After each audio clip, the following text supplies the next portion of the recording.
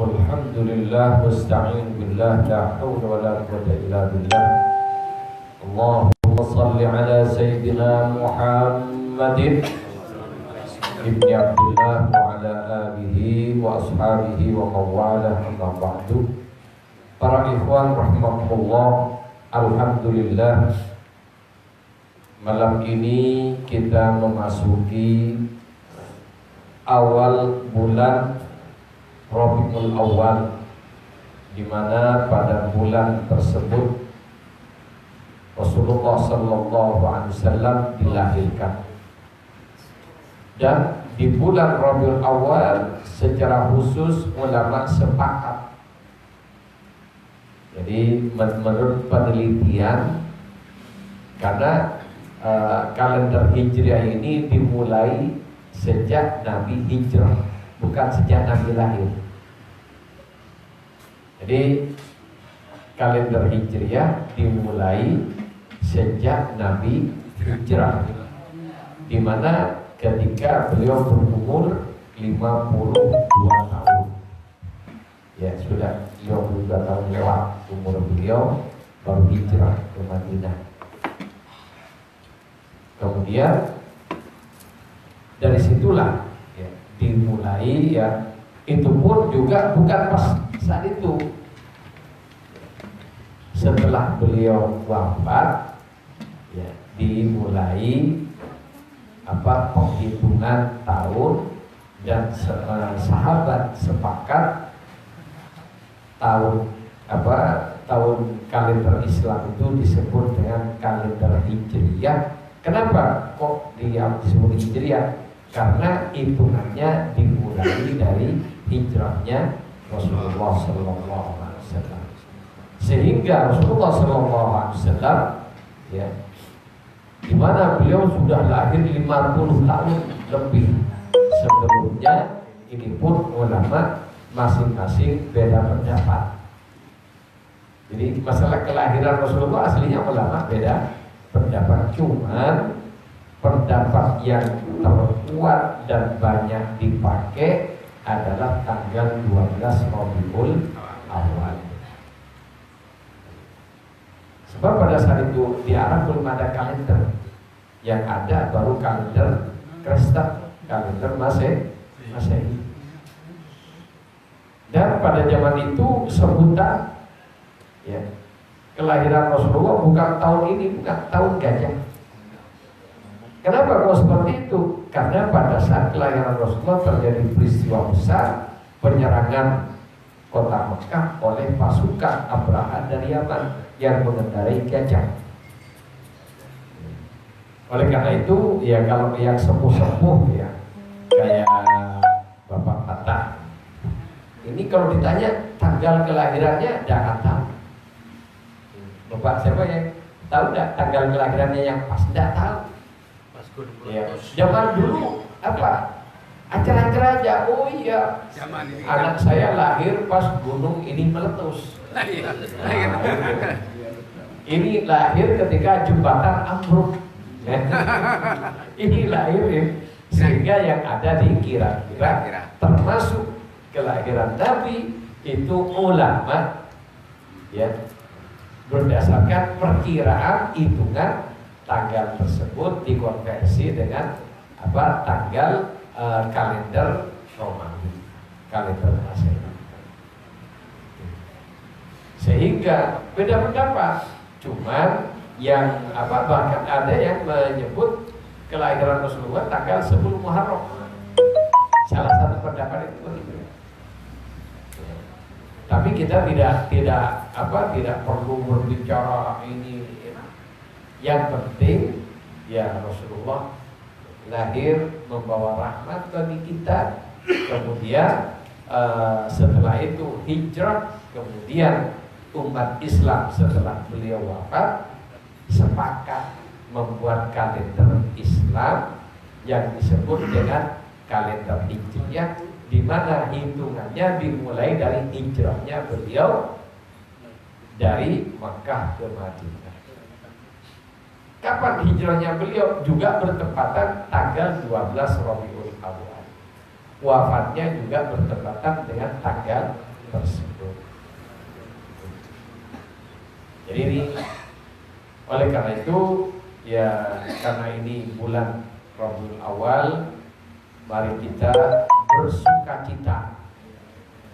Jadi bersukacita dengan mengingat kelahiran Rasulullah Sallallahu Alaihi Wasallam, karena Allah pun juga menyuruh kita bersukacita. Kemudian para ikhwan rahimakumullah, sebelum itu mari kita berselawat lagi dengan selawat membayangkan kehadiran Rasulullah bersama kita. Cuma ya terus terang aja, saya tidak bisa panjang-panjang baca selawat. Saya tidak kuat baca selawat, dilakukan tidak kuat, sehingga suara habis. Sehingga kita baca selawat semampunya, sampai ya saya mampu menahan diri dengan kerinduan kepada Rasulullah Sallallahu Alaihi Wasallam. Allahumma salli wa sallim wa barik alaihi wa ala alihi. Bismillahirrahmanirrahim. Laqad ja'akum rasulun min anfusikum azizun 'alaihi ma 'anittum harisun 'alaikum bil mu'minina raufur rahim. Fa in tawallaw faqul hasbiyallahu la ilaha illa hu 'alaihi tawakkaltu wa huwa rabbul arsyil 'azim. Inna Allaha wa malaikatahu yusalluna 'alan nabi. Ya ayyuhalladzina amanu sallu 'alaihi wa sallimu taslima. Allahumma salli wa sallim wa barik 'alaihi wa ala alihi. Ya Rasulullah, ya Rasulullah, salamun 'alaik. Ya Rafi'a sya, ya Rafi'a syani wa daraji, adfa tayyadi ratal alami. Ya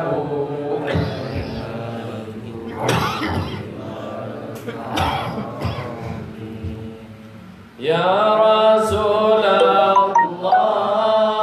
ya Rasulullah, salamun 'alaik. Ya Rafi'a syan, ya Rafi'a syani wa daraji, adfa tayyadi ratal alamin. Ya ruhailal mulki wal karami. Nahnu jiranum, nahnu jiranum bidhal harami, haramil ihsan, haramil ihsani wal asami. Nahnu min qawmihim bi sakanu wa bihi min khawfihim aminu. Ya Rasulullah, ya Rasulullah, salamun 'alaik. Ya Rafi'a syan, ya Rafi'a syani wa daraji, adfa tayyadi ratal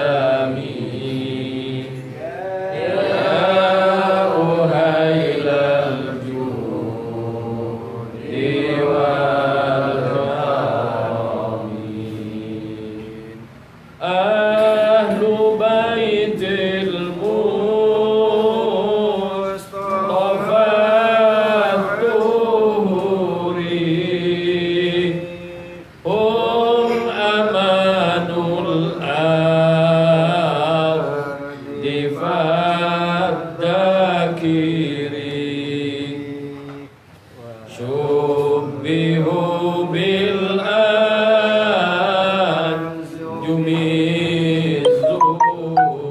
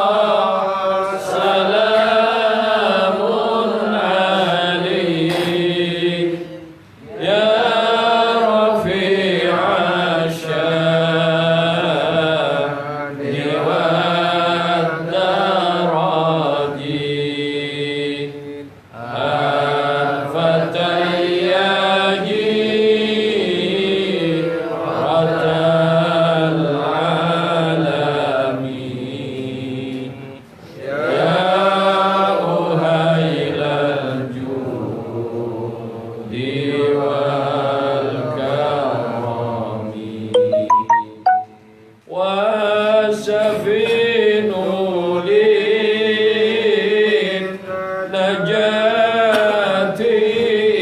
إذا حفت من طوفان كل أذى فانج فيها لا تكون كذا واعتصم بالله واستعين يا رسول الله سلام عليك يا رفيع الشان والدرج والفتى جيرة العالمين يا أهيل الجود والكرم رب فانفعنا ببركاته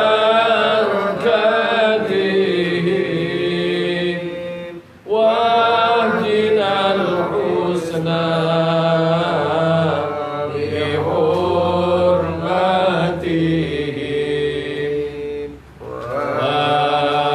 وأمتنا في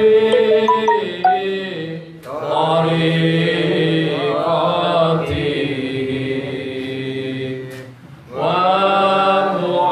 ومعافاته من الفتن يا رسول الله سلام عليك يا رفيع الشان والدرج الفتى جيرة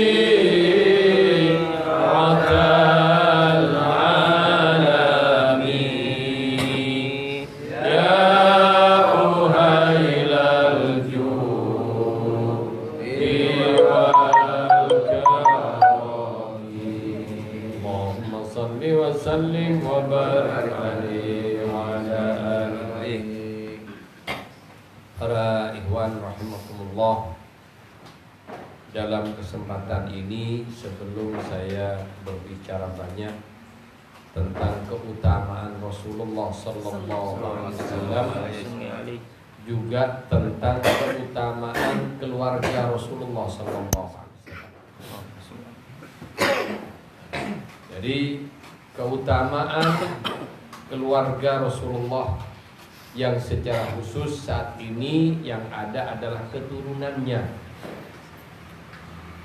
Keutamaan di mata Allah Subhanahu wa taala termasuk di mata makhluk. Kita sebagai umat Rasulullah sallallahu alaihi wasallam wajib tahu dan juga tahu menghadapi mereka.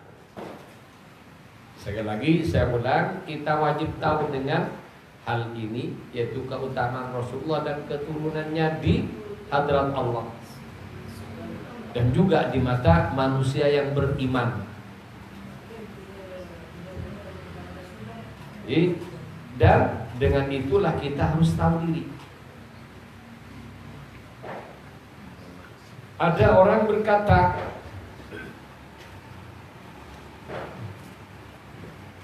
bahwa Allah Subhanahu wa taala menyatakan dalam Al-Qur'an, inna akramakum indallahi atqakum. Sesungguhnya orang yang paling mulia di antara kalian adalah yang bertakwa.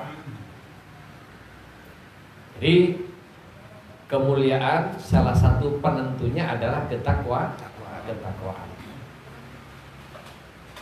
Penentu kemuliaan yang lain adalah ilmu dan iman. Allah menyatakan, yarfa'illahu alladhina amanu minkum walladhina utul ilma darajat. Allah mengangkat derajat orang-orang di antara kalian, yaitu orang yang mendapatkan ilmu, orang-orang yang beriman dan mendapatkan ilmu pengetahuan. Kita batasi dulu untuk berbicara lebih jauh dengan 3 poin ini. Jadi orang mulia di sisi Allah Subhanahu wa taala dan juga di mata manusia. Yang pertama karena dia orang beriman, mulia karena imannya. Yang kedua mulia karena ilmunya. Dengan ilmu dan iman inilah mereka bertakwa, sehingga mereka menjadi orang mulia karena takwanya. Pertanyaannya, orang takwa mulia bagaimana pada suatu saat ketakwaannya dicabut oleh Allah? Apakah tetap mulia? Ketika dicabut ketakwaannya, maka hilang kemuliaannya. Orang yang selama ini disegani, kenapa? Dia terkenal orang baik, orang yang jujur, orang yang berilmu tinggi, orang yang dikenal sebagai orang yang beriman dan berdakwah mengajak orang lain beriman. Kan seperti itu. Pada suatu saat, karena iman itu diuji oleh Allah Subhanahu wa taala. Jadi apakah iman beneran atau tidak? Karena makanya kita jihad terbesar dalam kehidupan adalah jihadun nafs. Apa jihadun nafs? Ini berjuang agar supaya kita istiqomah menjadi orang beriman dan bertakwa. Mau tidak mau untuk ini kita butuh ilmu untuk itu. Jadi ilmu alat agar supaya kita tahu mana yang benar, mana yang salah. Dan kebenaran pengetahuan itu harus didasari dengan iman. Jadi ilmu dan iman ini bisa menghasilkan ketakwaan.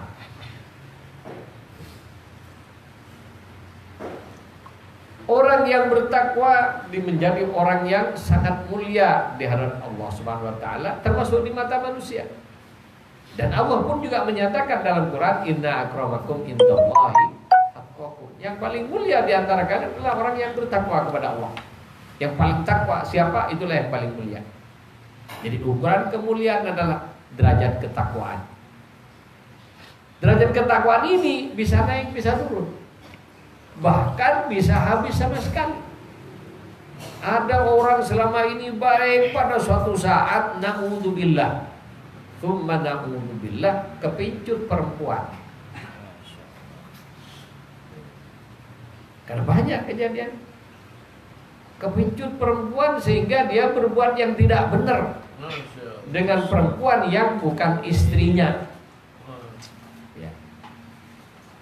Jadi berbuat tidak benar dengan, karena ada orang ya bicara bukan mahramnya. Mahram itu adalah saudara kandung, itu mahram. Apa artinya haram nikah? Ibunya sendiri itu mahram. Jadi anak tidak dilarang nikah dengan ibunya. Anaknya sendiri itu adalah mahram. Ponakan dari saudaranya adalah mahram. Cucunya atau neneknya ya, itu mahram bagi laki-laki. Jadi yang disebut mahram seperti ini. Saudara sepupu bukan mahram. Kenapa? Halal menikah. Sehingga ada orang dong istrinya kok dibatal, kok kalau bersentuhan kok dibilang batal wudunya. Karena istri itu bukan mahram, makanya boleh nikah. Banyak ya, tidak ngerti dengan istilah mahram atau muhrim. Ya, di Indonesia kan muhrim, bukan muhrim. Jadi yang kalau istri itu bukan mahram. Kenapa? Dia halal kita nikahi sehingga menjadi istri kita. Kalau mahram, tidak boleh nikah. Ini biar tahu dulu. Suatu saat seorang alim yang takwa tadi tergoda dengan perempuan. Karena keburu-buru, ya sudah kadung, ya nafsunya memuncak, cintanya sudah tidak terbendung lagi. Naudzubillah, ya pergilah dia berdoa dengan orang tersebut. Ternyata tanpa disadari ada orang yang ngutip dari jamaah pengajiannya misalnya. Bisa jadi kan? Bisa. Sehingga jamaahnya tahu. Setelah diketahui oleh jamaahnya apa yang terjadi, maka hilang kemuliaannya karena telah diketahui hilang ketakwaan. Jadi mulia karena ketakwaan itu bisa hilang jika ketakwaan itu tercabut. Sehingga pada umumnya umat Islam dari umat Nabi Muhammad sallallahu alaihi wasallam mendapatkan kemuliaan dari Allah Subhanahu wa taala seperti mulianya perak yang disepuh dengan emas. Seperti mulianya perak yang disepuh dengan emas. Ketika sepuhannya ini masih tebal, kelihatan sama dengan emas. Tapi kalau dipakai terus, kena gosok terus, lama-lama sepuhannya hilang. Tidak disepuh lagi, kelihatan peraknya. Jadi biasa lagi. Harganya pun langsung anjlok. Apa? Perak masih ada harganya. Kalau model, tahu model? Bahan untuk sendok, logam untuk sendok itu monel. Ya, kalau dipakai itu kalau tidak terbiasa gatal. Jadi yang akan buat di Jatinegara itu apa? Ikat cincin kebanyakan bahannya monel. Kemudian karena agar mirip seperti emas disepuh. Nah, ketika disepuh orang anggap ngira, apalagi pas lagi naik mobil, oh emas. Tapi begitu hilang sepuhannya, hilang cahayanya, hilang daya tariknya, hilang marwahnya. Demikian juga kebanyakan manusia seperti inilah aslinya.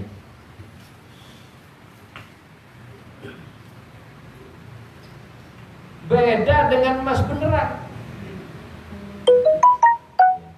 Emas beneran, ya.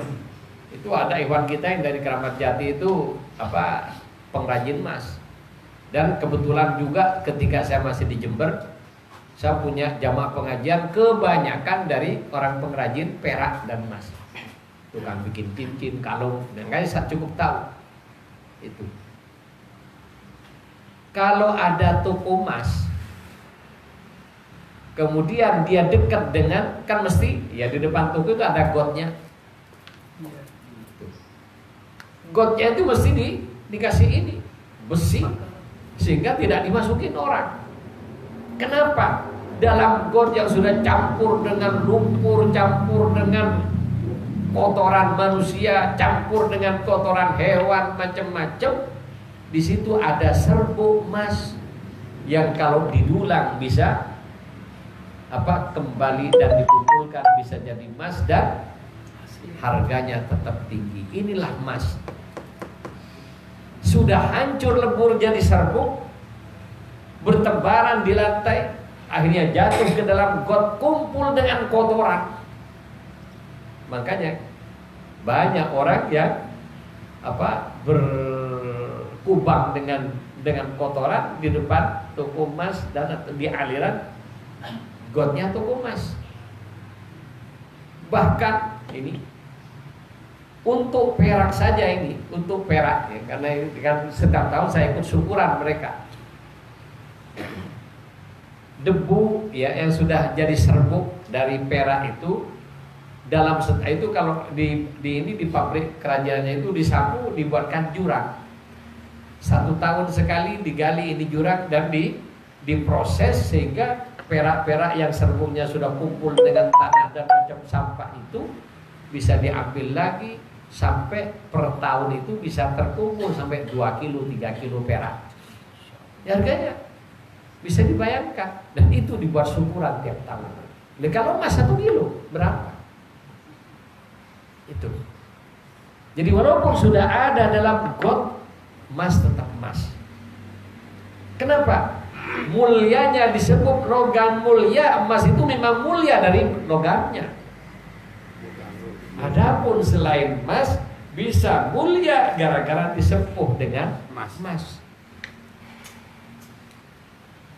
Demikian juga cucu Nabi Sallallahu Alaihi Wasallam, ya, para cucu Nabi yang di Indonesia dikenal dengan para habaib. Kalau di Afrika dikenal dengan syurafa atau syarif. Kalau masih kecil dipanggil sayyid, panggilan akrabnya kalau di Indonesia Y, jadi Y itu dari kata sayyid. Itu. Kalau di Banten panggilannya Ayib, dari kata syarif. Ini ada orang Banten kan? Pak Banten kan? Di Banten ya, yang seperti Bakbut ya, itu panglima kerajaan Banten dulu adalah leluhurnya Habib Ruhul itu, dari Bakbut, panglima kerajaan Banten itu. Makanya dia di KTP maupun di paspornya ya, Ayib ya. Ayib itu bahasa sehari-hari di Banten. Ternyata Ayib itu adalah syarif. Syarif itu kalau di Yaman Habib. Itu. Jadi sayyid, syarif itu sama. Adapun Habib itu aslinya sebutan untuk mereka yang sudah sepuh-sepuh. Wabil khusus yang dimuliakan karena keilmuannya, dimuliakan karena mempunyai wibawa yang khusus karena ya kewalian dan keilmuannya, mereka lebih banyak dipanggil dengan para habaib. Kalau yang muda-muda dipanggil sayyid atau syarif, sehingga panggilannya ya kalau dengan bahasa ini, bahasa gaulnya ye itu adalah sayyid. Ayib itu syarif. Sama ya, Itu. Ini panggilan untuk mereka. Kalau bahasa Jawa apa? Raden. Jadi panggilan kehormatan. Ya, Raden Ajeng Kartini itu turunan juga ya? Ya. Raden Ajeng Kartini. Ya, itu Raden Jawa. Ya, yang disebut ini bahasa Jawanya Sayyid itu Raden. Jadi kalau orang Jawa, orang yang dimuliakan dipanggil dengan panggilan Raden.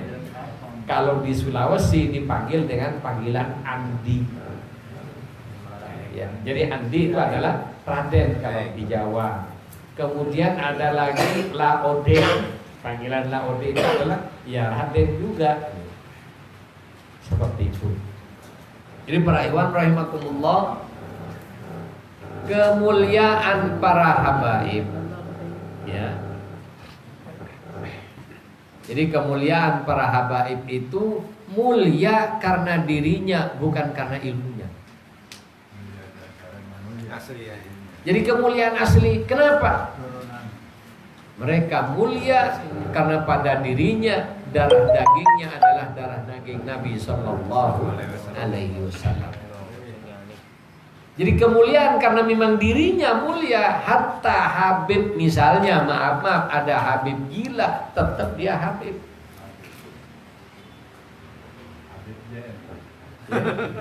Misalnya gila, misalnya tetap dia Habib, tetap mulia. Kenapa? Turunan Nabi. Dan darah dagingnya haram masuk neraka. Jadi kemuliaannya dzati asli dari dirinya dan tidak tercampur selamanya. Adapun kita umat Islam mulia karena masuk Islam. Kalau tercampur Islamnya, naudzubillah, khalas. Tahu khalas? Saya. Mampus.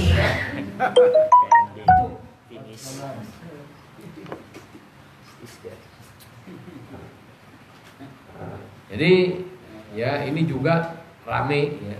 Makanya tadi juga saya upload status tentang kemuliaan di mata Allah Subhanahu wa taala. Mulianya para habaib itu kemuliaan murni zati dari dirinya, mulia karena dirinya darah dan dagingnya adalah darah daging Rasulullah sallallahu alaihi wasallam. Mau alim kek dia tetap mulia. Hatta ya ada habib dah benar tukang minum macam-macam ya. Dia tetap habib, dia tetap cucu Nabi. Itu. Terus bagaimana sikap kita? Ya kan juga ini kan.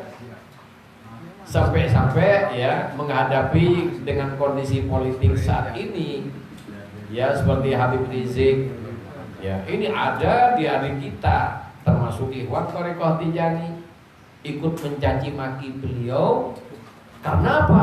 Oh itu, kalau ngomong kasar, dakwahnya kasar, bilang kurang ajar, kan gitu kan? Masya Allah. Nah, yang dibilang kurang ajar siapa? Memang orangnya kurang ajar kok yang dibilang dia kurang ajar. Itu. Coba yang dibilang kurang ajar sama beliau memangnya orang baik? Kan memang orang kurang ajar. Iya. Itu. Baik mah tetap baik. Masa? Ya harus dengan orang kurang ajar, maling yang terhormat maling, yang terhormat koruptor, yang terhormat PKI. Masa begitu?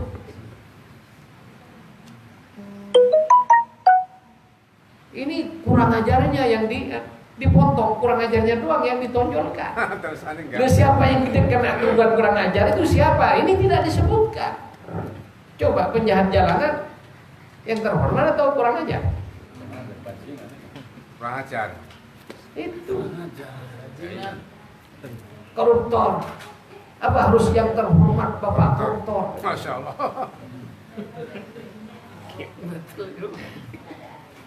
Apa salah bilang kurang ajar pada koruptor? Pas sudah. Itu. Jadi kita harus ini Memahami bahasa ya. Tahu. udah, kenapa kok kan itu yang disebut kenapa dasarnya sudah benci, sudah kena framing, Virus. jadi sudah kena virus mitrotipu. Masya Allah. Akhirnya benci ulama, benci habaib, sampai kita ini mulia karena ketakwaan. Siapa yang paling takwa itu yang paling mulia. Benar itu Quran menyatakan. Tapi ketakwaan itu bisa lepas pada kita. Kita mulia karena Islam. Kita mulia karena kita masuk Thariqah Tijani, sehingga tiap hari kita berzikir, berselawat dan beristighfar kepada Allah Subhanahu wa taala. Mulia karena itu. Ya, kalau dicabut oleh Allah istiqomahnya mau apa? Hah? Oleh karena itu Sayyidi Syekh radhiyallahu an dalam wasayanya, dalam wasiat-wasiatnya Sayyidi Syekh memberikan ultimatum kepada ikhwan jangan macam-macam dengan cucu Nabi sallallahu alaihi wasallam. Oh mereka tidak benar.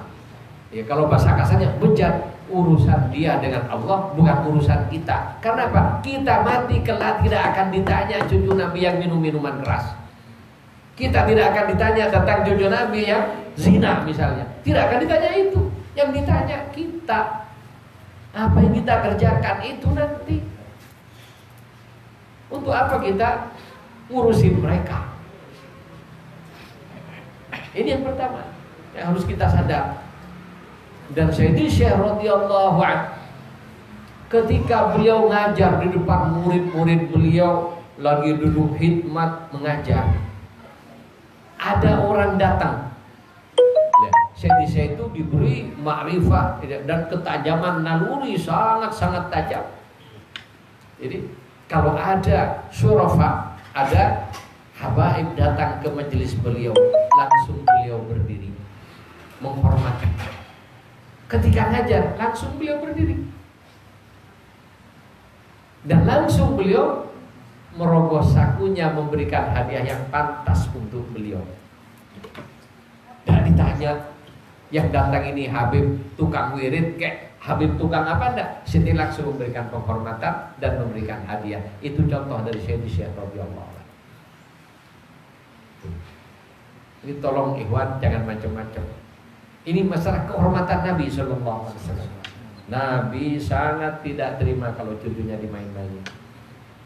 Kita bayangkan, tidak usah repot-repot saya pribadi, anak saya dibuat mainan sama Iwan, kira-kira saya bagaimana?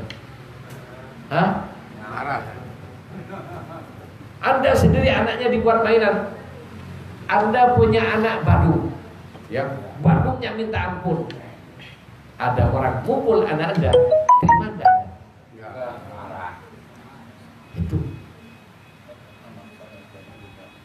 Jadi, ya apa-apa dimegang anaknya sendiri. Itu. Ini manusiawi, ya, manusiawi. Dan Rasulullah manusia. Ada lagi ya, yang harus kita ketahui, jaminan untuk Nabi dan Ahlul Bait Nabi. Siapakah Ahlul Bait Nabi? Ya, dalam surat yang dalam ayat yang terkenal dengan ayat kisah, ya, ayat selimut, di mana ketika turun ayat ini Nabi mengambil selimut, kemudian memanggil putrinya Sayyidah Fatimah Az-Zahra Al-Batul, dipanggil Fatimah. Setelah itu dipanggil Al-Hasan, setelah itu dipanggil Al-Husain, dan setelah itu dipanggil menantu beliau Sayyidina Ali karramallahu wajhah. Kemudian selimut ini dibentangkan oleh Nabi, di mana Sayyidah Fatimah, Sayyidina Ali, Al-Hasan dan Al-Husain berada di bawahnya bersama Nabi. Dan Nabi mengulang-ulang membaca ayat ini, dan ayat ini berbunyi, a'udzubillahi minasyaitonirrajim, bismillahirrahmanirrahim, innama yuridullahu liyudhiba ankumur rijsa ahlal bait wa yutahhirukum tathira. Dibaca berulang-ulang oleh Nabi.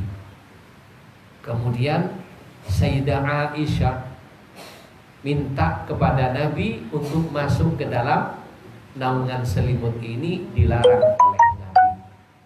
Kamu adalah istriku, sudah ada jaminannya secara khusus. Ini antara aku dan keturunanku, baik di dunia maupun di akhirat.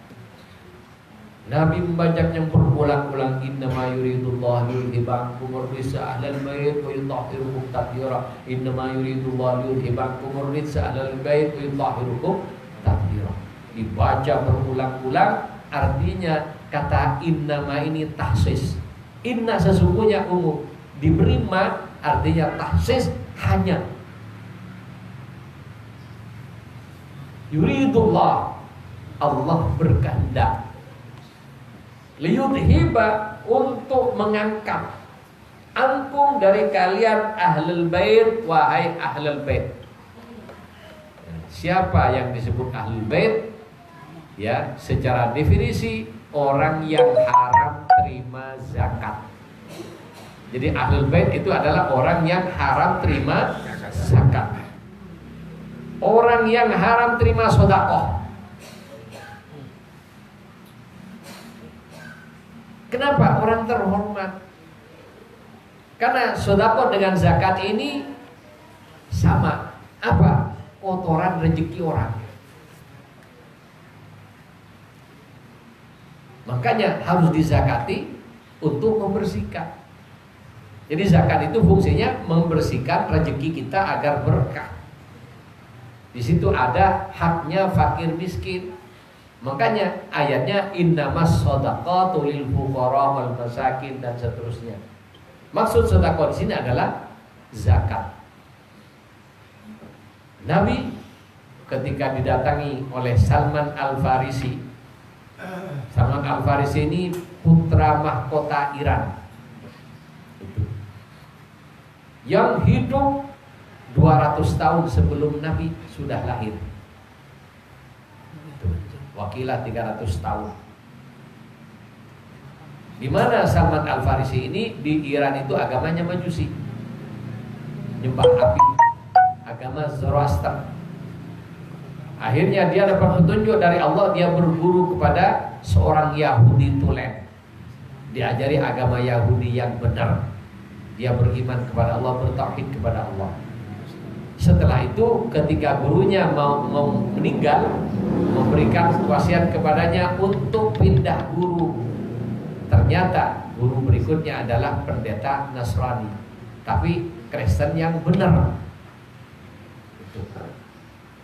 Setelah gurunya meninggal, cerita sekarang sudah sebentar lagi akan lahir orang yang membawa agama tauhid yang paling tinggi derajatnya di sisi Allah, di mana tidak ada martabat kenabian lagi kecuali beliau adalah yang tertinggi. Para nabi sebelumnya mengambil ilmu nubuwah dari beliau. Ini yang ngomong adalah orang Nasrani, tapi Nasrani yang benar, yang murni. Oleh karena itu setelah aku mati, pergilah kamu dan carilah orang itu. Gurunya memberitahu dia nanti akan hijrah ke Madinah. Lahir di Mekah, hijrah ke Madinah. Ciri-cirinya seperti ini. Pada punggung orang tersebut ada khatmun nubuwah. Salah satu ciri yang lain, dia pantang, yakni haram terima zakat dan pantang haram terima sedekah. Dan dia hanya mau dan boleh menerima hadiah. Oleh karena itu kita kalau memberi sesuatu kepada para habaib, jangan ini zakat saya Habib, haram dia terima zakat.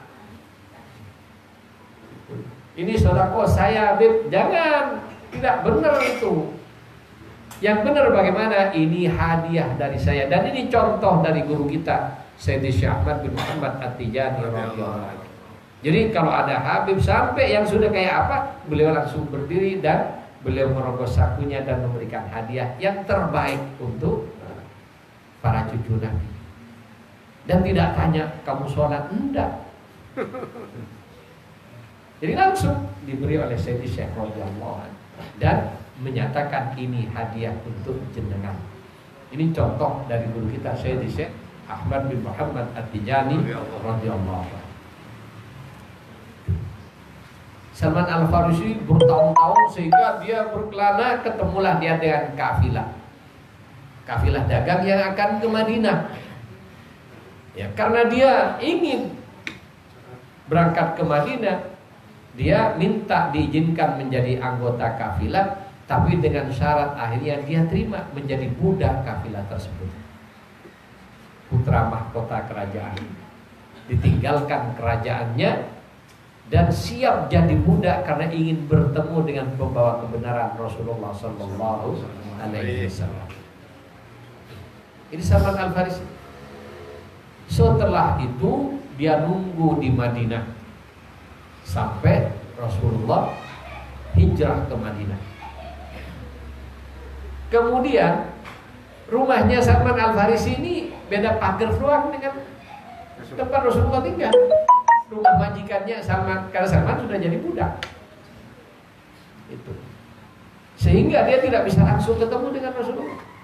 Sampai lama nunggu, setelah beliau bisa ketemu dengan Rasulullah, Sayyidina Salman Al-Farisi ya, dia membeli kurma untuk dijadikan hadiah kepada Rasulullah. Dia datang kepada Rasulullah, apakah kamu bernama Muhammad? Iya.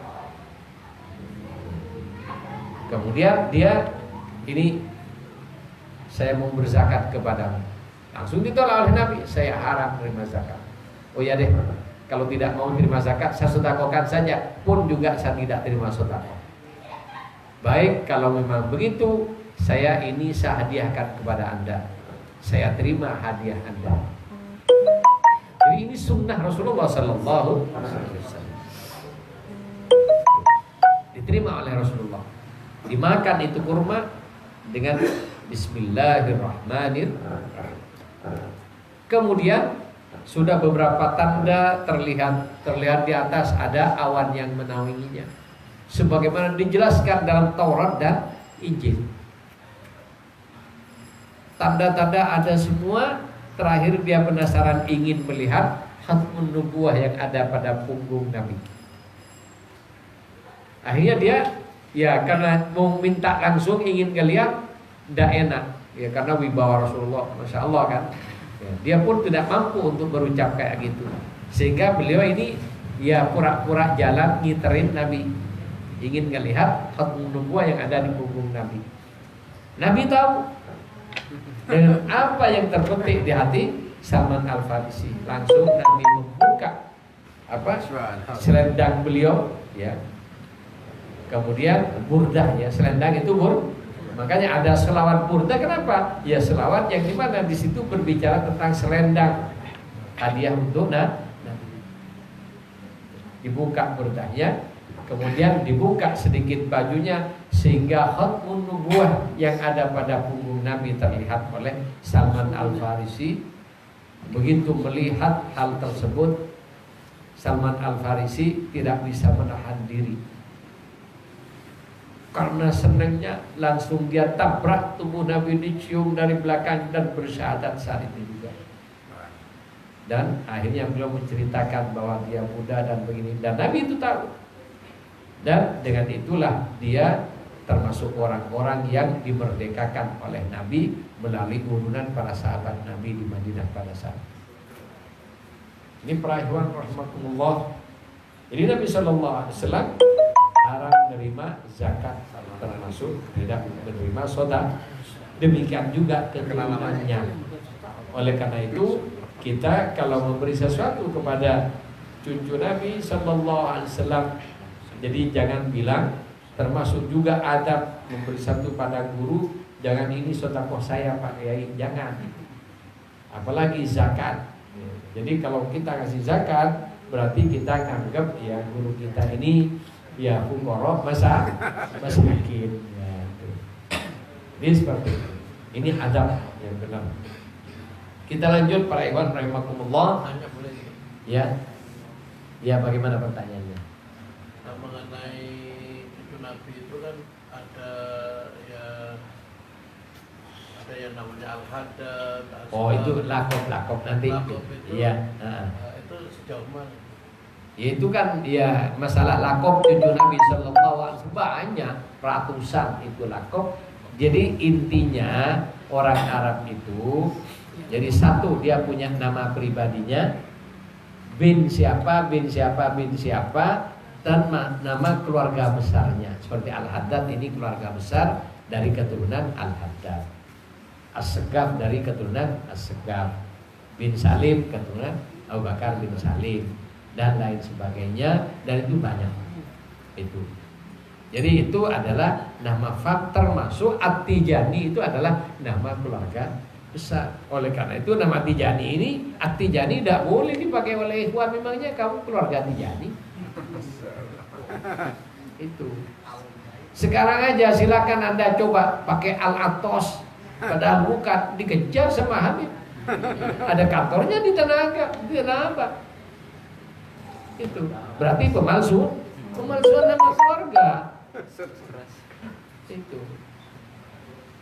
Jadi kalau ada orang ngaku-ngaku, ya ketahuan. Jadi kalau memang Habib benar punya kartu, ya kartu tanda keluarga Alawi kalau di Indonesia.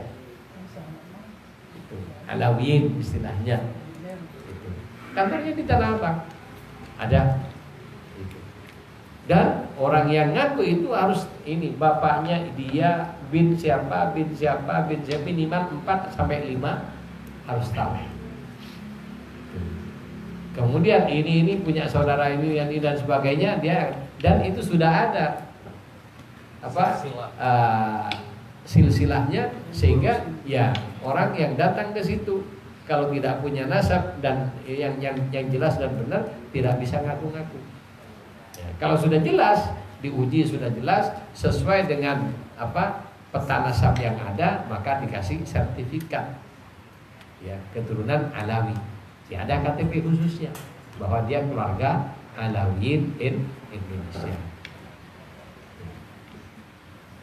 Jadi ini para ikhwan rahimakumullah, kita kembali kepada martabat keluarga cucu Nabi Sallallahu Alaihi Wasallam.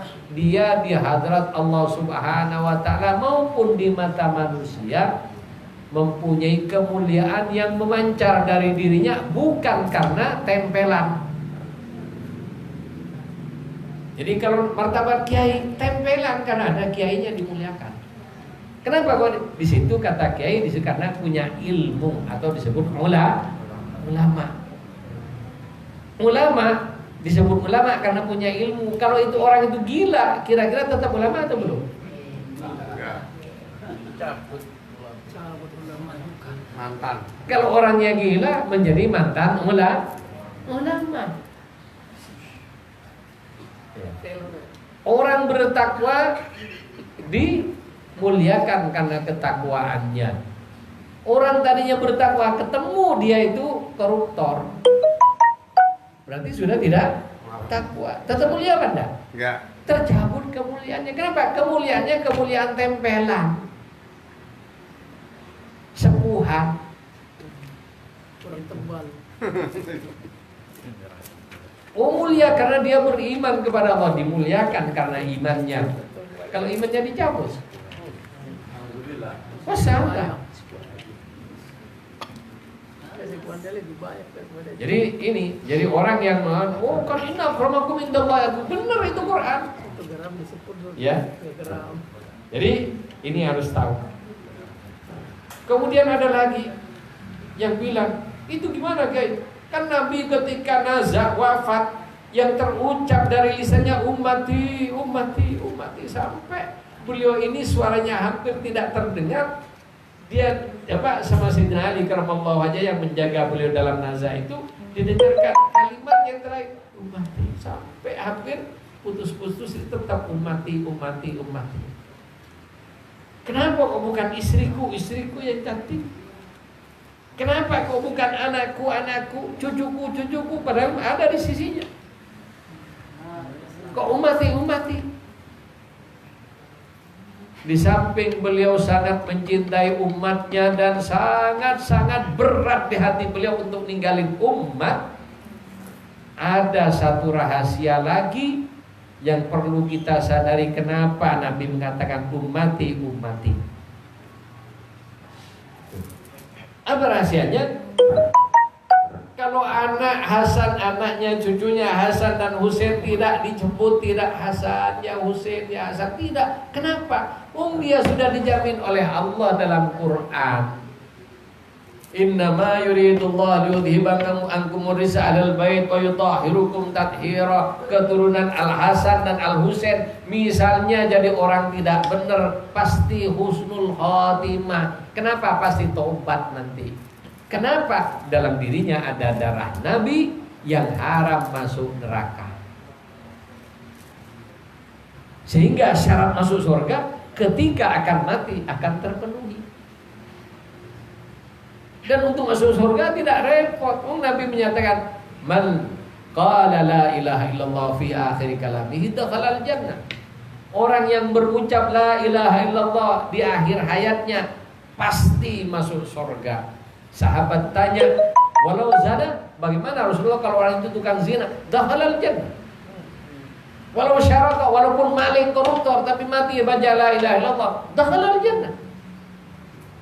Satu la ilaha illallah masuk surga. Itu. Hatta orang itu ya tidak punya darah kenabian. Ya kalau orang sudah punya darah kenabian, yang sudah haram masuk neraka, pasti la ilaha illallah terucap di akhir hayat.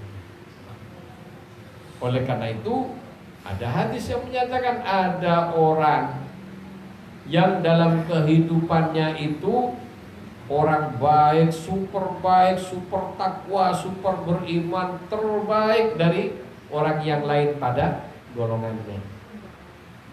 sehingga antara dia dengan surga tinggal satu langkah saja. Tapi naudzubillah, di akhir hayatnya Allah cabut imannya sehingga dia mati menjadi penghuni neraka. Ada yang begitu. Ada orang yang sepanjang hidupnya berbuat maksiat sehingga orang ngecap dia ahlun nar. Sudah dicap oleh orang ahli neraka. Sehingga dalam kehidupan orang ini antara neraka dengan dirinya tinggal satu langkah saja. Tapi Allah Subhanahu wa taala mempunyai kehendak lain dengan orang ini. Kurang satu langkah dalam kehidupan menuju kematiannya, Allah beri dia iman sehingga mengucapkan la ilaha illallah. Kenapa? Allah menerima taubat hambanya malam yuwar sebelum nyawa sampai kerongkongan. Kan juga ada hadis tentang orang yang bertaubat telah membunuh 100 orang, akhirnya dia dapat pengarahan untuk pindah dari kampungnya ke tempat yang baik untuk beribadah. Dalam perjalanan tengah-tengah belum taubat, baru niat taubat dengan niat yang benar, taubatan nasuha. Perjalanan tengah-tengah dia mati, ternyata selangkah lebih dekat ke tempat taubat dan selangkah lebih jauh dari rumahnya. Dan ternyata Allah sudah memberikan ampunan terhadap hamba ini. Jadi urusan surga neraka urusan Allah. Oleh karena itu kita jangan sembarangan. Jadi kenapa disebut oleh Nabi umati ini walaupun masuk thariqah bisa putus tengah jalan. Kalau putus tengah jalan masalah. Walaupun dia hafal Quran, naudzubillah, banyak yang hafal Quran tetap kafir juga ada. Walaupun dia ahli dalam ilmu agama, walaupun dia telah mengamalkan dan tergolong orang bertakwa beriman, tapi jangan sombong dengan keimanannya sehingga itu katanya cucu Nabi kok kayak gitu. Ada kan? Ini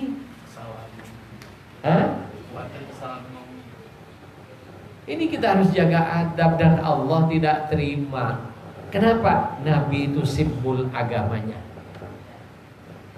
Jadi, bahkan ya para cucu Nabi ini menyandang predikat wali Allah dengan tingkatannya masing-masing. Karena wali ya yang disebut wali Allah itu wali secara umum orang yang di hatinya ada iman walaupun hanya sebiji sawi.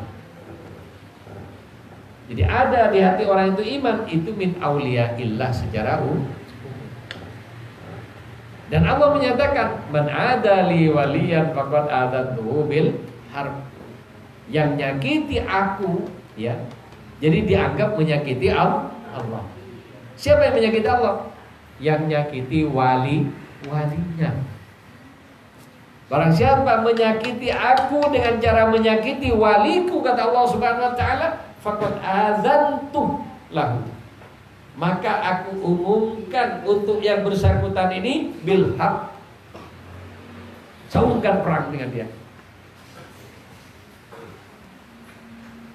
Siapa yang bisa perang dengan Allah? Perang dengan Allah, bagaimana perangnya Allah? Pertama, dicabut keberkahan rezekinya.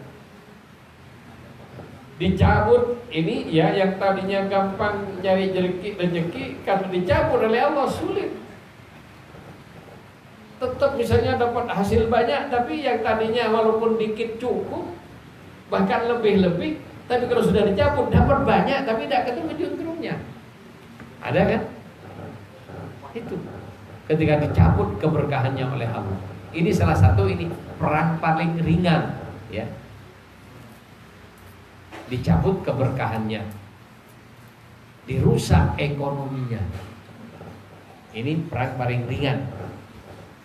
Dan ini warning, kalau orang itu cepat bertobat, insya Allah baik.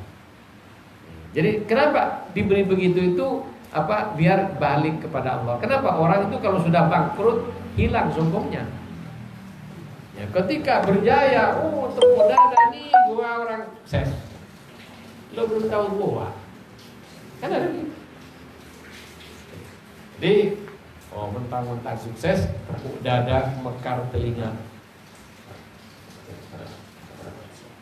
Ketika dicabut oleh Allah, langsung kuncup telinganya. Yang tadinya mekar langsung.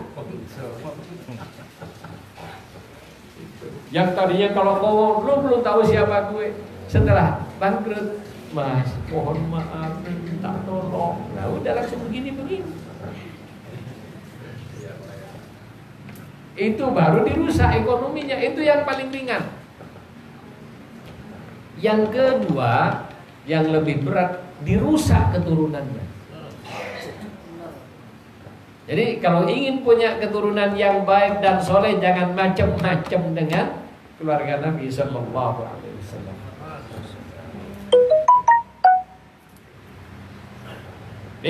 Ini perhatikan Pak Iwan.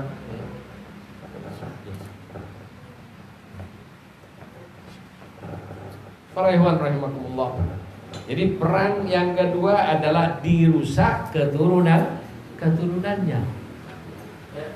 Ada orang bapaknya orang biasa, hanya tani, bodoh, tukang becak atau tukang sayur lah, pokoknya dari kelas paling bawah. Tapi diberi kesuksesan oleh Allah. Bahkan ini ada wisuda di UI, ini viral, anaknya tukang becak mendapatkan beasiswa S3 ke London. Anaknya tukang becak.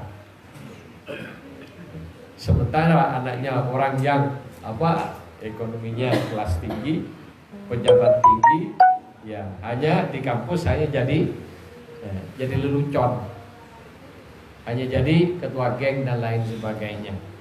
Kenapa? Yaitu bagian dari perang Allah. Mungkin dia tidak benar perbuatannya, menyalahi orang-orang yang dicintai oleh Allah Subhanahu wa Ta'ala. Hati-hati. Jadi yang kedua, dirusak keturunannya. Islam tapi akidahnya rusak. Jadi contohnya jadi orang liberal. Wujudnya Islam tapi merusak Islam. Ya kayak sekarang Nahdlatul Ulama, kok ada cabang Kristen? Gimana sih?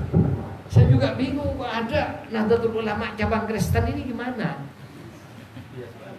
Berarti ulama kita ada yang Kristen bisa dapat gelar ulama.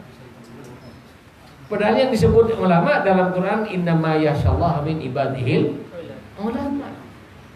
Yang disebut ulama itu orang yang takut kepada Allah. Memangnya orang Kristen takut kepada Allah? Itu. Juga bingung. Apa saya bodoh atau gimana itulah? Campur bau sekarang. Jadi bahkan katanya Luhut Binsar Panjaitan itu ketua NU cabang Kristen. Ketua NU cabang Kristen. Itu ada videonya.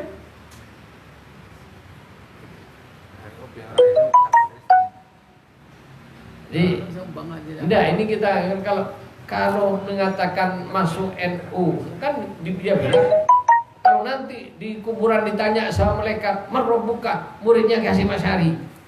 Lalu kalau Kristen mau ngomong apa? Masya Allah, nggak nyambung ya. Kalau ada NU Kristen, jaminan apa nanti? Ini para ikhwan rahimakumullah, ya, musibah akhir zaman, fitnah akhir zaman, fitnah agama. Dalam hadis Nabi, an ulamaihim yakhrujuna al-fitnah wa ilaihim ya'udun. Dari ulama keluar fitnah agama dan fitnah itu kembali kepada mereka. Itu. Jadi para ikhwan rahimakumullah, jadi kita harus hati-hati dengan ahlu baitin Nabi sallallahu alaihi wasallam. Kalau tidak, ya bisa habis. Bahkan Sayyidah Fatimah Az-Zahra mengancam siapapun yang macam-macam dengan keturunanku, kata beliau, akan aku habisi seluruh amal ibadah, akan aku rampas pahala seluruh amal ibadahnya. Itu Sayyidah Fatimah, dan dia mempunyai hak khusus dari Allah Subhanahu wa taala. Barang siapa macam-macam dengan keturunanku, kata Sayyidah Fatimah, akan aku rampas seluruh pahala ibadahnya. Kalau dirampas mau apa? Apa jadinya?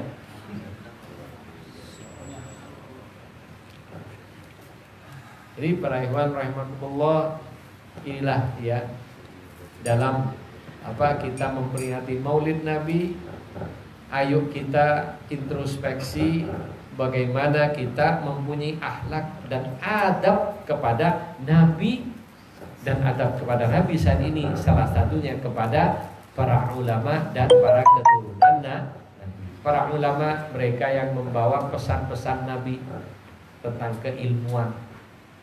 Para aulia, wabil khusus para syurafa, ya, para sadat, para keturunan Nabi, mereka adalah bagaikan kal anjumiz zuhuri, subbihu kal anjumiz zuhuri.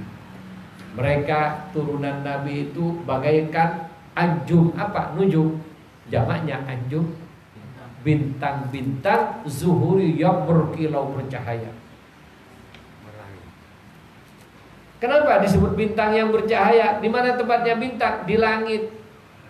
Orang yang berlayar di tengah lautan tidak tahu utara dan selatan. Tapi dengan melihat rasi bintang, dia bisa kembali ke pelabuhan asal, karena bintang-bintang itu bisa memberikan petunjuk perjalanan ketika kita berada di tengah lautan. Jadi cucu-cucu Nabi itu kal anjumiz zuhuri mithlu ma qad jaa fi sunani, sebagaimana dijelaskan dalam hadis-hadis Nabi.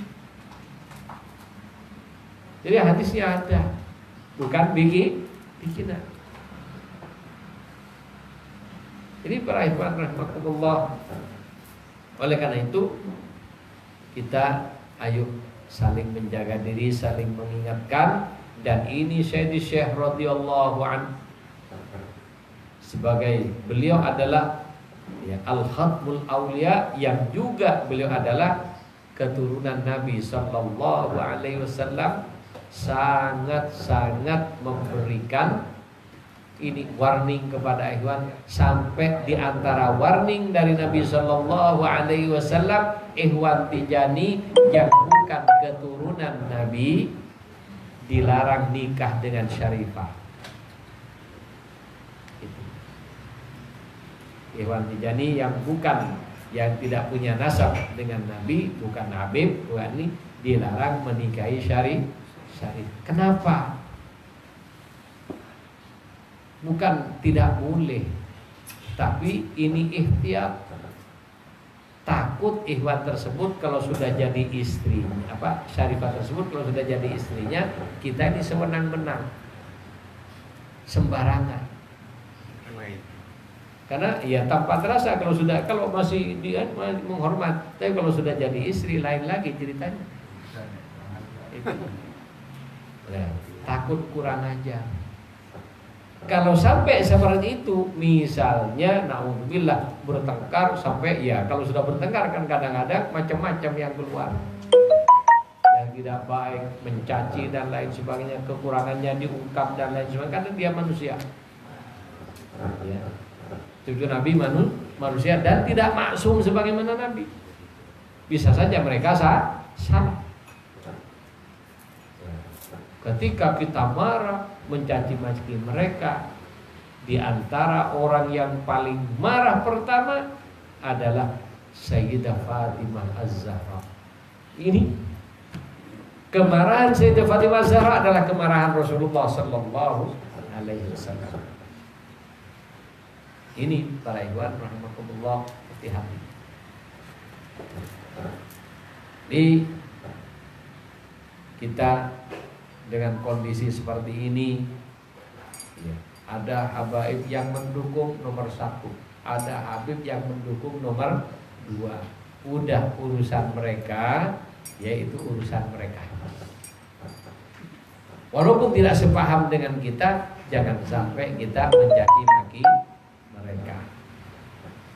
Biarlah mereka dengan urusannya, dan itu tanggung jawab mereka kepada Allah Subhanahu wa Ta'ala dan tanggung jawab kita.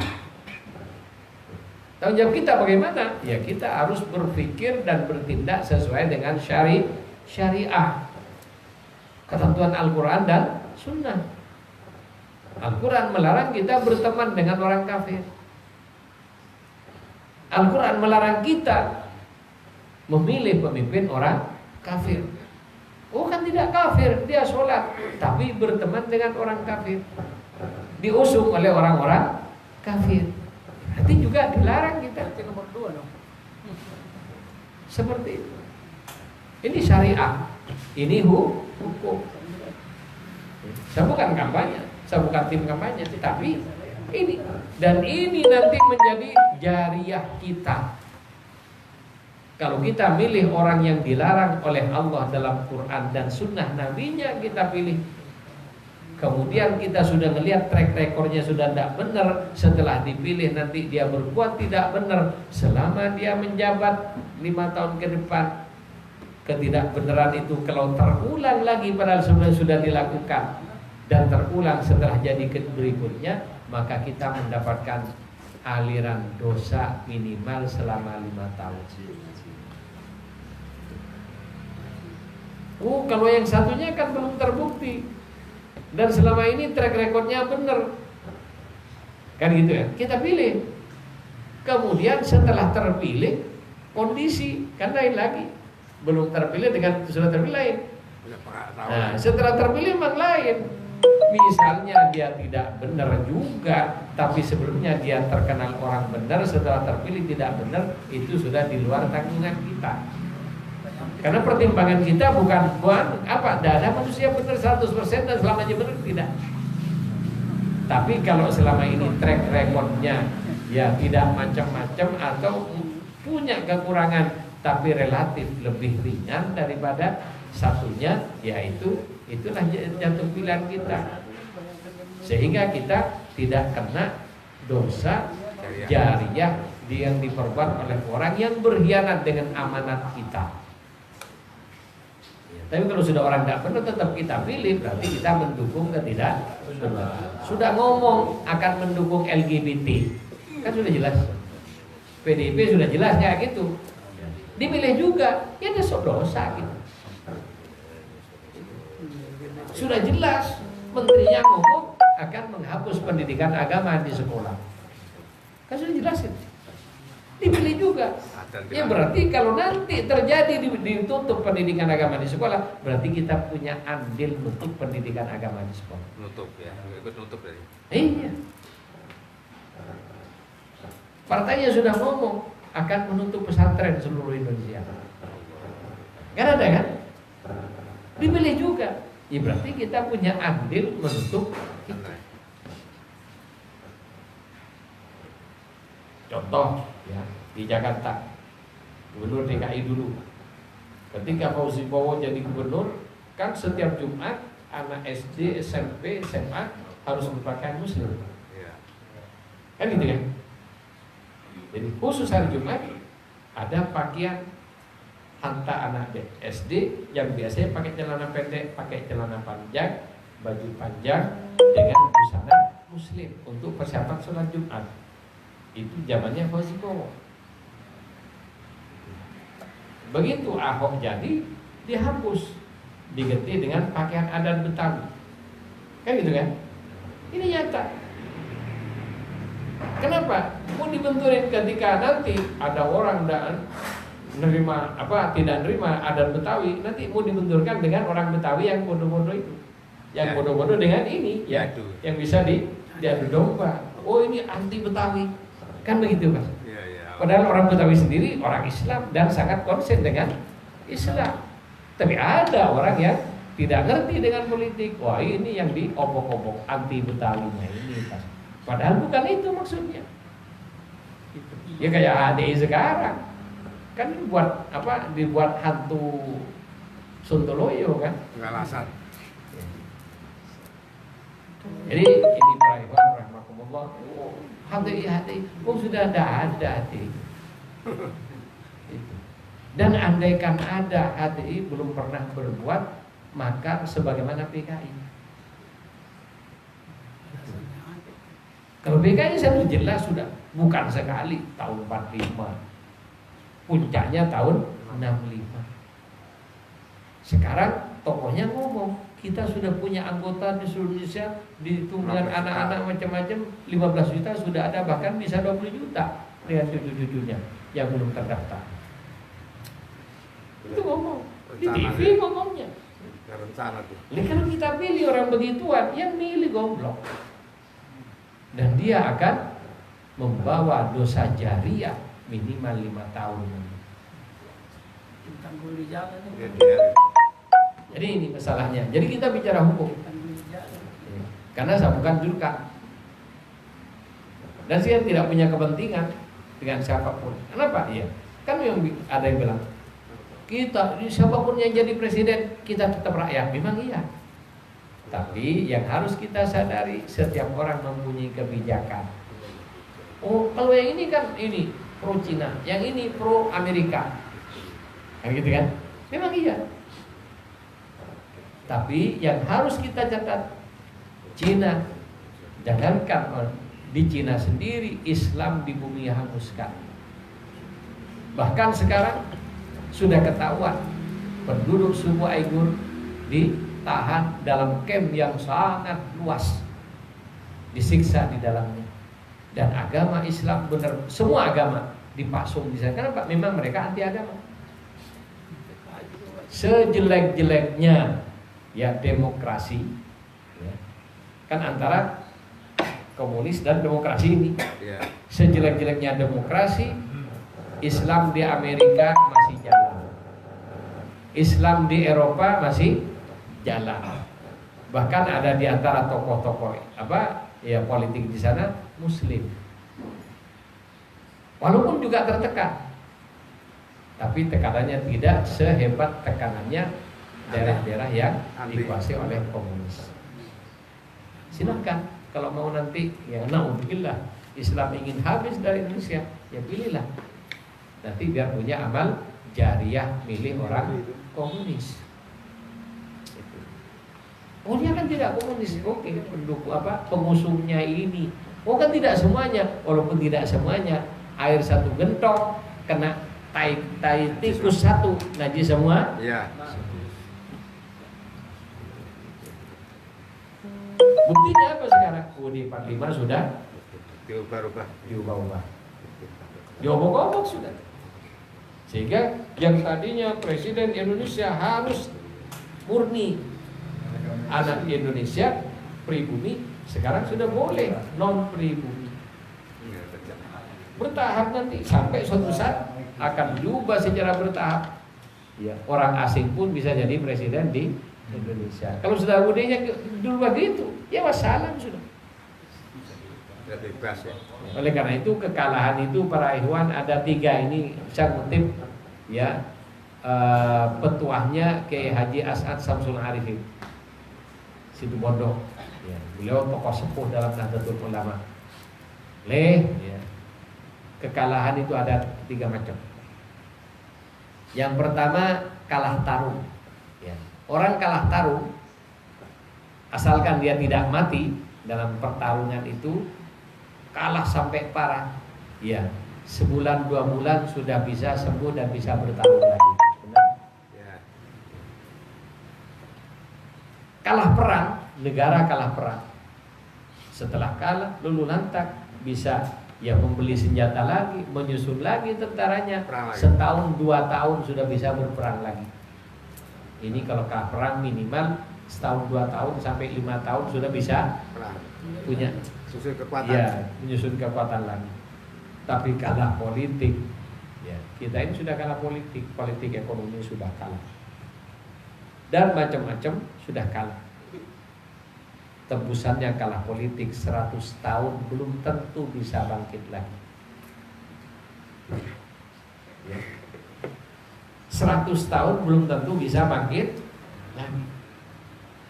Coba sekarang sudah kayak siapa saja pribumi Indonesia, bikin perusahaan retail kayak Indomaret, bikin cabang di seluruh Indonesia. Mau mandiri, tidak mau kerja sama dengan Cina. Yang punya pabrik sampai micin Cina semua.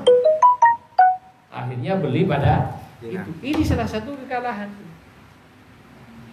Ini buktinya. Ini ada toko umat, punya orang Islam, punya pilot. Tidak bisa lengkap kayak Indomaret. Kenapa? Ya, politik dagang ada permainan. Jadi yang ada di situ hanya dijual di situ, tidak boleh dijual ke orang lain. Ini pabrik, tidak boleh kamu jual ke orang lain, hanya dibeli Indomaret. Teken kontrak, dan Indomaret sudah toko di mana-mana sampai di kampung-kampung. Pabrik tidak rugi. Indomaret bisa monopoli. Ini ya politik dan dagang. Jadi ada politik ekonomi, ada politik pendidikan, ada politik pertahanan. Jadi macam-macam politik, ada politik sosial dan budaya. Siasat. Kalau sudah kalah sekali dalam politik, minimal 100 tahun kelepek-kelepek. Habis ya. Benernya susah ya. Gara-gara satu hari. Iya, gara satu cek, satu coblosan. Oh, kita tetap jadi rakyat. Iya, jadi rakyat. Itu. Tapi kalau salah, anak cucu kita jadi korban. Jadi termasuk agama akan jadi korban. Fitnah ya. Jadi para ikhwan rahimakumullah, ya. Ini apa? Ya dikit ya ngelantur ke masalah ini, tapi ini sangat-sangat penting. Kenapa? Kenyataannya sekarang gara-gara seperti itu banyak umat Islam mencaci maki cucu Nabi gara-gara seperti itu. Tertipu ya, pancing. Kira-kira nanti yang mencaci maki cucu Nabi itu ketika di akhirat minta syafaat kepada Nabi, pantas enggak? Kalau orang itu tobat pakai tobat katanya. Ya kalau hanya tobat, tapi jangan tobat. Masya Allah itu tomatnya ini. Kalau kita lanjut. Jadi karena ini Masya Allah sekarang ini fitnah agama sudah benar-benar. Adu domba. Jadi saya di sini murni tidak ada urusan dengan politik, khusus masalah Ahlul Bait. Saya wajib menyampaikan kepada ikhwan, dan ini pesan Sayyidi Syekh radhiyallahu an, ikhwan Tijani tidak boleh macam-macam dengan cucu Nabi sallallahu alaihi wasallam, dan Syekh adalah cucu Nabi. Ada Habib dipermainkan oleh ikhwan Tijani, Syekh tidak terima dengan ikhwan model begitu. Masya Allah. Apa? Saudaranya Syekh kan? Iya. Keluarga Syekh juga. Kenapa sama-sama Ahlul Bait dan mempunyai kecemburuan. Tidak usah repot-repot. Anda di luar negeri ada orang Indonesia dipermainkan oleh orang luar, walaupun dia bukan saudara kita, bukan tetangga kita, orang irian, tapi kumpul di luar negeri, Kesel. sama dengan saudara kita. Ketika ada orang Indonesia dipermainkan di sana, timbul nasionalismenya, pasti membela. Kalau tidak ya, dia bukan manusia. Masya Allah. Itu para ikhwan rahmatullah. Demikian juga benar Sayyidi Syekh itu orang Maroko. Sayyidi Syekh kelahiran Aljazair, tapi cucu Rasulullah bertebaran di mana-mana, yang katanya qasidah dia kal anjumiz zuhud mithlama qad jaa fis. Jadi penting ini juga kita pelajari ya, maksudnya Ahlu Baitil Mustafa Tuhuri. Ahlul Baitil Mustafa, keluarga Nabi itu adalah Tuhuri, suci darah dan dagingnya. Kenapa kok ada yang tidak benar? Ya, dia terkontaminasi dengan kondisi lingkungannya sehingga ada yang berbuat dosa, tapi dosa itu tempelan sifatnya, yang akan rontok jika dia bertobat kepada Allah Subhanahu wa taala.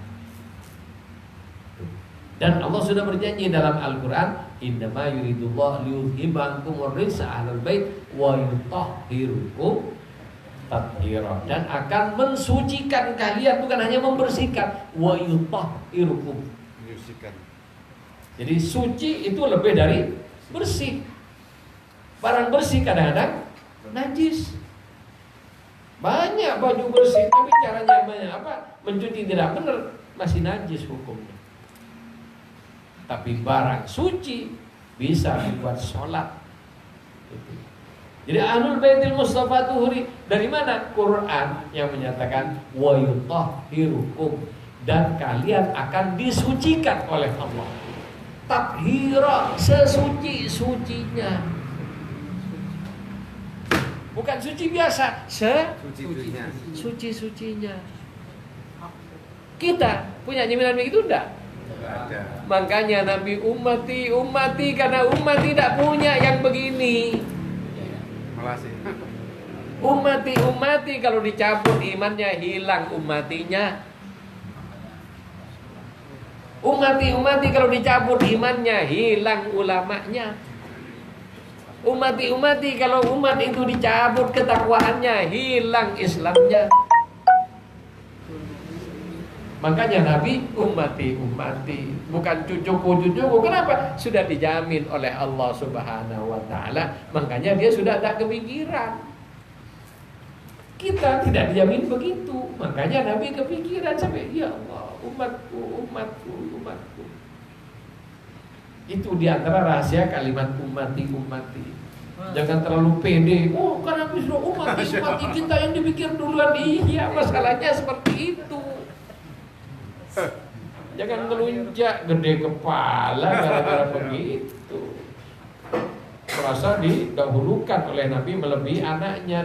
Manusiawi. Tidak ada ceritanya orang tua mendahulukan anaknya orang daripada anaknya sendiri. Manusiawi. Jelas? Ya, saya. Ini para ikhwan rahmatullah, moga-moga kita dapat petunjuk dan dapat kesadaran dari Allah Subhanahu wa taala sehingga kita satu kepada Rasulullah mempunyai rasa hormat yang tinggi. Jadi mahabbah saja tanpa rasa hormat bohong. Itu. Jadi cinta tanpa menghormat bohong. Itu. Dengan banyak menghormati Nabi, makin dekat, maka disitulah cinta akan tambah melekat.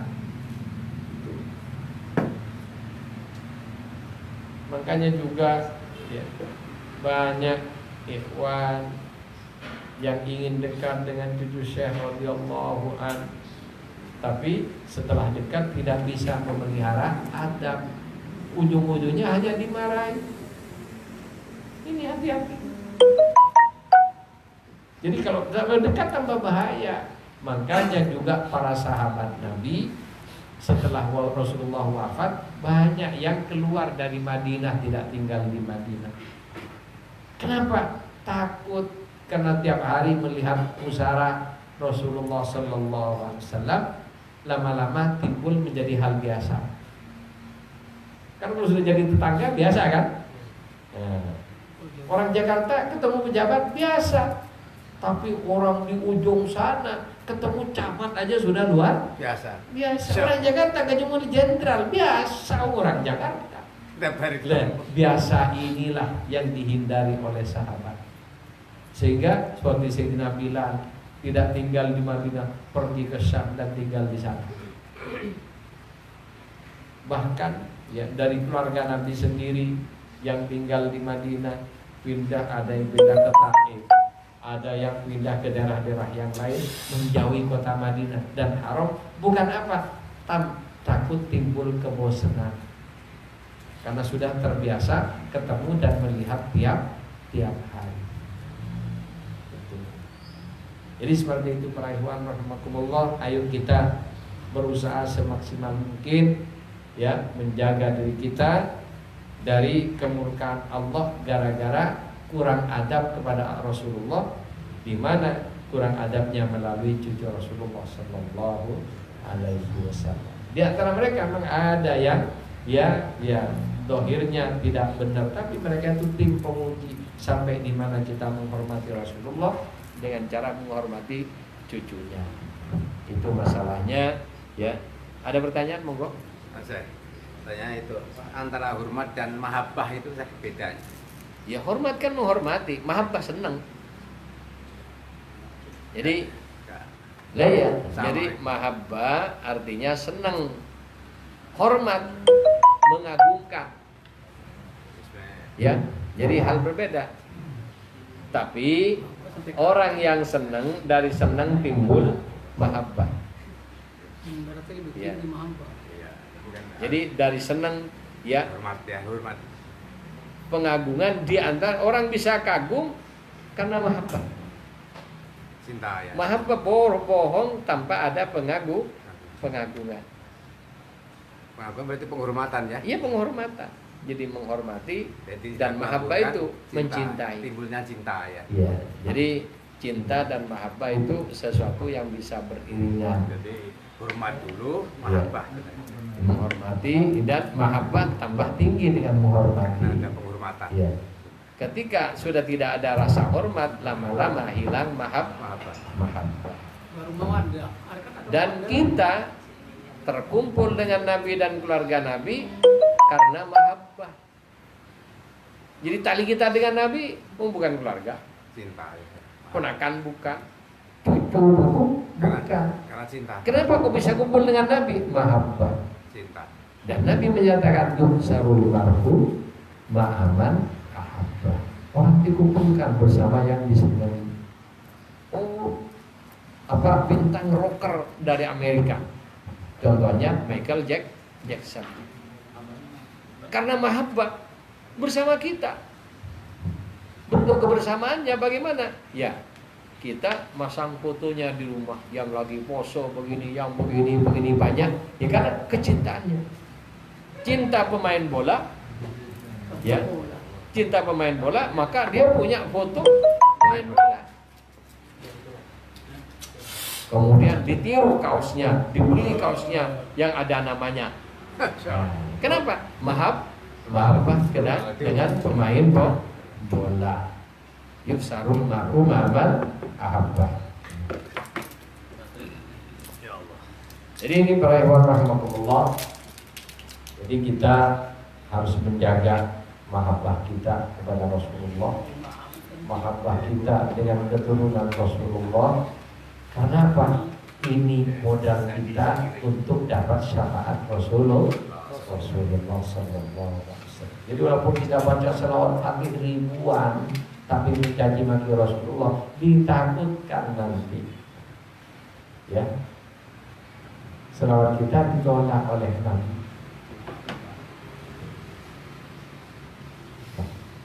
Karena ada orang kalau sudah tidak senang, ya, itu mesti curiga. Contohnya saya mengupload amanat Idul Khatmi tentang nama Thariqah Tijani. Nama Thariqah Tijani sudah seperti Al-Thariqah, Al-Ahmadiyah, Al-Muhammadiyah, Al-Ibrahimiyah, Al-Hanifiyah, Tijaniyah. Jangan diubah-ubah.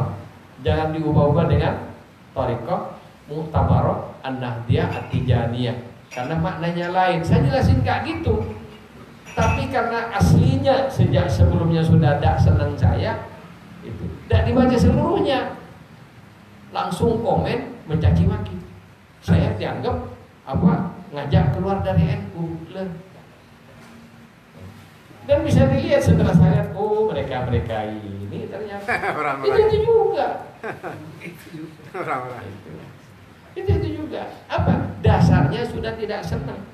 Mendengar sesuatu dari yang dirasa, jangankan omongan, parfum terbaik, termahal, tapi parfumnya musuh, kita dengar suka. Ya busuk deh. Contoh ya, ada suami istri bercerai. Perceraiannya karena sesuatu yang sangat menyakitkan, karena misalnya selingkuh, hanya cerai, sehingga satu sama lain dendam. Suatu saat mendengar parfum yang enak, yang biasa dipakai orang yang dulu menjadi kekasihnya yang berkhianat. Apa yang terjadi? sakit hati. Ingat-ingat deh. Enak Pak, senang. Senep. Jadi itu masalahnya. Yang saya upload itu perkara benar. Cuma karena ini sudah dasarnya itu langsung dianggap saya ngajak memuset udah. Dan Jatman. Saya bilang aku pengurus Jatman. Masya Allah. Itu masalahnya. Ada bibitnya gak suka ya. Oh banyak ini dan ini macam-macam. Ya pakai lembang banser namanya. Masya Allah. Kemudian saya diubar ini. Kalau ngajak keluar dari NU ya. Saya bilang yang ngajak keluar siapa? Baca tulisan saya. Habis itu ini terakhir ya. Akhirnya dia merasa ini sudah terpojok. Oh, ujung-ujungnya apa? Saya kira Kiai FPI. Oh, berarti dasarnya benci sama FPI, nganggap saya orang FPI. Habis itu nyuwun pentungane yai. Minta doanya Kiai. Saya jawab, setiap orang punya doa yang istijabah. Doa istijabah seistijabah apapun tidak akan diterima oleh Allah Subhanahu wa taala jika dalam doa itu tidak ada selawatnya. Selawat diterima sah jika ada selawat dalam sholat. Khutbah wajib ada selawat. Semua ibadah wajib ada selawat baik shar'i maupun maknawi. Itu. Tidak ada selawatnya ditolak oleh Allah Subhanahu wa taala. Gak nerima, gak ada standarnya. Ini selawat. Ya doa baru diterima kalau ada selawat. Selawat kepada siapa? Rasulullah. Kita berselawat kepada Rasulullah dengan punya kebencian kepada cucunya. Nyambung enggak? Enggak.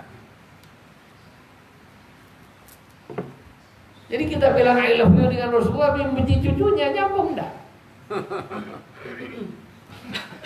Andaikan Rasulullah tetap menerima, tapi penerimaannya terpaksa tidak akan sempurna.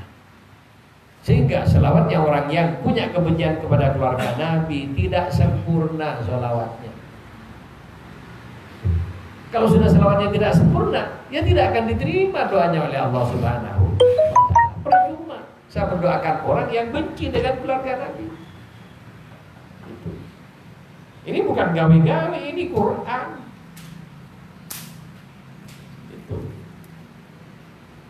Dan Allah menyatakan in kuntum tuhibbunallah, qul katakan Muhammad, in kuntum tuhibbunallah, kalau kalian senang kepada Allah. Kalau senang kepada Allah, fattabi'uni. Ikuti aku kata Nabi. Syaratnya itba ini mahabbah. Cinta. Mau mahabbah yang benar, ya cinta dengan Nabi dan semua yang berikatan dengan Nabi. Makanya dalam syarat thariqah Tijaniyah, mahabbah dengan Sayyidi Syekh radhiyallahu an dan semua orang dan barang yang punya ikatan dengan Sayyidi Syekh radhiyallahu an. Ya. Senang dengan Syekh Tijaniyah. Berarti wajib senang dengan anak cucu Syekh Tijaniyah. Wajib senang dengan ajaran-ajaran Syekh Tijaniyah. Ini bilang senang dengan Syekh Tijaniyah, saya bilang jangan ngerokok. Marah. Malah yang nyampein dicaci maki. Itu nyambung enggak? Enggak. Wong yang bilang Syekh, saya itu bukan pendapat saya punya kewajiban menyampaikan. Tidak lebih dari situ, dan saya tidak ada urusan mau diikuti main sendiri. Tidak diikuti urusannya dia sendiri. Saya tidak terlalu rokok dengan macam-macam. Tapi saksikan saya sudah menyampaikan, dinyinyirin. Wah ini saklek yang ini mutasyadid, ya kebangetan katanya. Ya. Jadi nyampein yang benar malah dimaki-maki. Padahal syarat dalam thariqah ini adalah mahabbah syekh. Dan semua yang berhubungan dengan syekh. Apa yang berhubungan dengan syekh langsung fatwanya, amalannya, anak cucunya, termasuk orang yang cinta dengan syekh sesama ikhwan Tijani. Sehingga syekh pun juga akan marah kalau ada ikhwan Tijani dimaki-maki oleh ikhwan Tijani. Makanya di Faidul Rabbani kan sudah jelas. Itu. Ittaqullah, ittaqullah. Ibadallah, ibadallah. Alla yuduni bi hidayati ba'dihim ba'dah. Udah kamu para ikhwan ibadah saja kepada Allah. Enggak usah yang lain. Dan jangan menyakiti ikhwan. Kalau kamu nyakitin ikhwan, menyakiti syekh radhiyallahu. Jangan sakiti aku dengan cara kamu nyakitin ikhwan. Jadi nyakitin ikhwan, nyakitin syekh. Nah, saya bukan kalau saya kalau saya disakiti. Tapi kalau saya nyampein pesannya syekh tidak nambah, tidak ngurangi, bukan wajib taat kepada saya, wajib taat kepada syekh radhiyallahu. Kalau Anda tidak taat dengan ini, tidak taat dengan syekh. Kalau tidak taat dengan syekh, saya tidak bisa memberikan jaminan. Siapa yang mau ngasih jaminan pada orang yang tidak tunduk? Ini masalahnya. Itu syurutut thariqah. Mahabbah dengan syekh dan semua yang berhubungan dengan syekh.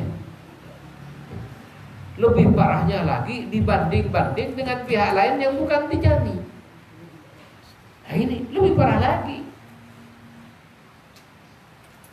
Coba Anda dengar dari istri Anda, itu mas, suaminya Mbak itu roman banget. Akhir bulan seluruh gajinya dikasihkan. Salah ya. Anda gimana mendengar istrinya ngomong kayak gitu? Sewat ya. Hah? Marah. Iya, sana tidak punya utang. Suaminya gajinya sudah habis duluan karena utang-utang. Akhir bulan sudah tinggal kwitansi yang dibawa pulang, tidak bawa duit. Apa yang mau dibelikan? Pusing. Suami kayak gitu gitu kan kita bagaimana? Sudah pening di kantor, tidak bawa duit, sampai di rumah digituin. Pening kontrak nanti. Banting jedotin ke tembok. Jadi terakhir. Jadi kalau kita mahabbah, jangan bandingkan syekh dengan orang lain. Dan kita wajib mutlak taat dengan syekh radhiyallahu anhu karena beliau yang memberikan jaminan. Dan jaminannya dari Rasulullah dan Allah Subhanahu wa taala. Orang lain tidak kasih jaminan pada kita. Penonton. Itu. Lah kenapa kita kok malah ngebela orang yang tidak kasih apa-apa? Itu. Nggak sadar saya. Itu. Karena banyak anak itu lupa menghormati orang tuanya. Kenapa? Karena sudah terbiasa. Makanya kalau orang tua punya utang pada anak ditagih. Betul ya? Tapi anak minta duit mulai kecil sampai gede, Nggak bosan-bosan dikasih. tidak bosan-bosan, sudah punya penghasilan masih minta juga. Kasih semua. Sampai orang tuanya mati masih direbutin juga Warisannya. kekayaannya dengan warisan. Masya Allah. Ini anak. Jadi seperti itulah para ikhwan. Jadi ayo kita memelihara adab dengan para ulama dan para aulia, wabil khusus kepada para cucu Rasulullah sallallahu alaihi wasallam. Moga-moga kita dijaga oleh Allah. Amin ya Allah. Ada hadirnya Al-Fatihah. A'udzu billahi minasyaitonir rajim. Bismillahirrahmanirrahim. Alhamdulillahirabbil alamin. Ar-Rahmanir Rahim. Maliki yaumiddin. Iyyaka na'budu wa iyyaka nasta'in. Ihdinas siratal mustaqim. Siratal ladzina an'amta 'alaihim ghairil maghdubi 'alaihim waladdallin. Amin. اللهم صل على سيدنا محمد الفاتح لما أغلق والخاتم لما سبق ناصر الحق بالحق والهادي إلى صراطك المستقيم وعلى آله حق قدره ومقداره العظيم سبحان ربك رب العزة عما يصفون